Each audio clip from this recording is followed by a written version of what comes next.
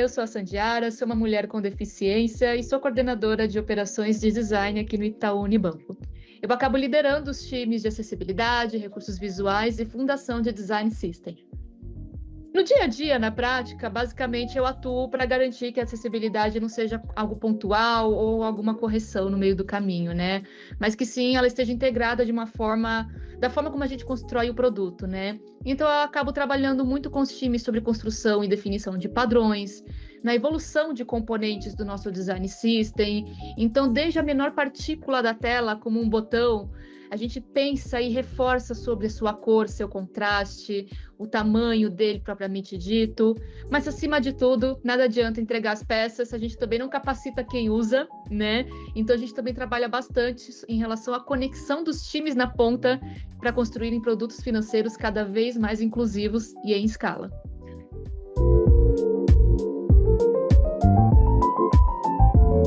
Acho que a acessibilidade digital é onde, hoje em dia, essa estratégia toda ganha forma, né?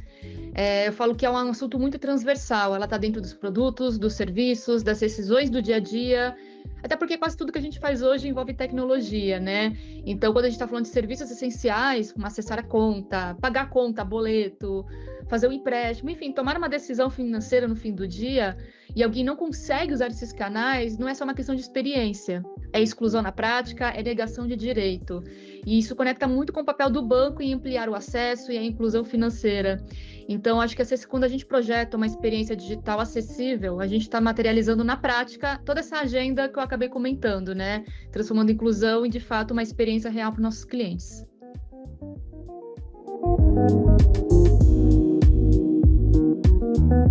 A gente entendeu muito no começo que prover o conteúdo na língua brasileira de sinais, com escala principalmente, tem uma complexidade absurda. Afinal, Libras é uma língua, logo ela possui estrutura gramatical, sintática, semântica próprias. Então, para garantir qualidade em escala, porque o Itaú tem diversos produtos, quando eu falo produtos, páginas, né, nesse sentido, na web, fazia muito sentido a gente contar com um parceiro especialista com tecnologia de ponta, mas também que entendesse a profundidade do tema para que a gente pudesse se aproximar cada vez mais dos nossos clientes.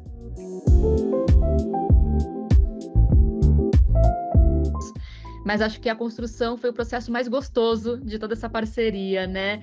Então, foi um processo bem colaborativo, com testes, validações, ajustes contínuos. Então, muitas trocas de e-mails foram nesse período, né? Que a gente acreditou que não queria simplesmente implementar uma solução, mas adaptar ela ao contexto real dos nossos usuários. Então, a gente fez questão muito de integrar aqui toda a comunidade surda do Itaú, que nos apoiou integralmente para validar as traduções feitas, os sinais que eram estabelecidos nessas traduções, até refinar para chegar no modelo que a gente encarou como legal. Podemos rodar, nosso usuário de fato vai entender o que a gente quer falar aqui em contexto financeiro Brasil. Acho que o principal, além, claro, da tecnologia, acho que o nível de especialização na comunidade surda e na própria língua que a gente não tinha internamente, né? E quando você combina isso com a capacidade de escalar dentro dos nossos canais, você consegue uma entrega muito mais completa nesse sentido. E acho que também vale acrescentar que o aprendizado também foi agregante, né?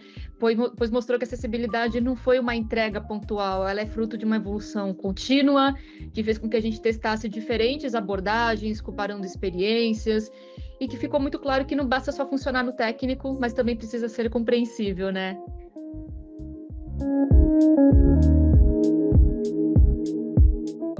Hoje o usuário ele pode ativar a Maia dentro dos nossos canais digitais web, ou que a gente chama aqui de Bankline, bem como também nossos canais institucionais, né? Então, no itaú.com.br, principalmente. Eu acho que quando a gente fala de resultados, e acho que de impactos na experiência do usuário, acima de tudo, foi o ganho da autonomia, né? Então, antes, muitas vezes, o acesso à informação dependia de mediação, então o cliente ele tinha que se deslocar até uma agência para tentar se comunicar até um gerente, por exemplo, ou abrir chamados, né, de ajuda, apenas para entender uma informação que já estaria, em teoria, à disposição dele, né? E aí a gente consegue, dessa forma, a pessoa consegue consumir o conteúdo diretamente para ela, no ritmo que ela precisa, sem necessariamente ter que consultar alguém. E quando a gente fala muito de resultados, a gente já tem vários que a gente já foi comemorando, né? Então, milhões de palavras traduzidas, milhares de pessoas impactadas, né? Mais pessoas acabaram passando por essas páginas, inclusive.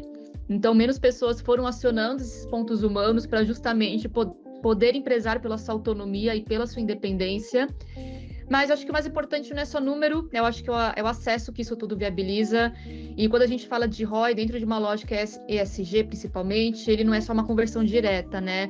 Ele aparece em experiência, em confiança, em ampliação de acesso, e isso se conecta muito com a visão do banco para os próximos anos, que é gerar fidelização do cliente e um valor sustentável a longo prazo.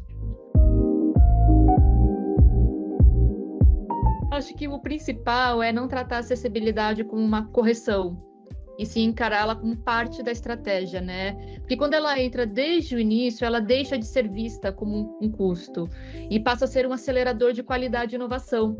Porque tudo se converge para a mesma coisa, né? Garantir que mais pessoas consigam acessar, entender e se beneficiar dos produtos. Uma coisa muito que o nosso diretor de design, o Fabrício Dori, aqui ele fala, ele prega muito pelo design inclusivo e acessível. Porque ele acredita que quando a gente projeta para aquelas pessoas que enfrentam mais barreiras impostas pela sociedade no dia a dia, acaba impactando diversas pessoas que estão ao redor, que estão nesse espectro. Sejam pessoas em características semelhantes, em condições semelhantes, olhando para um contexto socioeconômico, geográfico, né? Mas também toda a sua rede de apoio, como amigos, crushes e familiares. Então, a acessibilidade é uma questão, sim, de estratégia, de posicionamento, de negócio, mas, acima de tudo, um direito humano.